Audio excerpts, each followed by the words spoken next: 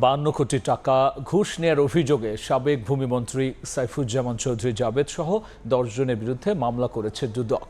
এজাহারে বলা হয়, থার্মেক্স গ্রুপের ব্যবস্থাপনা পরিচালক আব্দুল কাদের মোল্লাকে চাপ ও ভয়ভীতি দেখিয়ে এই ঘুষ আদায় করা হয়েছে। বৃহস্পতিবার দুদকের উপ সহকারী পরিচালক সাজিব আহমেদ বাদী হয়ে মামলাটি করেন। মামলার অন্যান্য আসামিদের মধ্যে আছেন সাবেক ভূমিমন্ত্রী জাবেদের স্ত্রী, ইউসিবি ব্যাংকের সাবেক চেয়ারম্যান রুকমিলা জামান, ইউসিবি ব্যাংকের সাবেক পরিচালক সৈয়দ কামরুজ্জামান।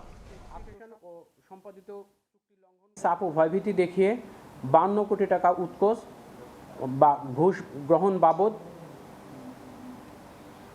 অপরাধের অভিযোগে সাবেক ভূমিমন্ত্রী সাইফুজ্জামান চৌধুরী ইউসিবিএল ব্যাংকের মোট 10 জন কর্মকর্তার বিরুদ্ধে দুর্নীতি দমন কমিশনে আরও একটি মামলা দায়ের হয়েছে।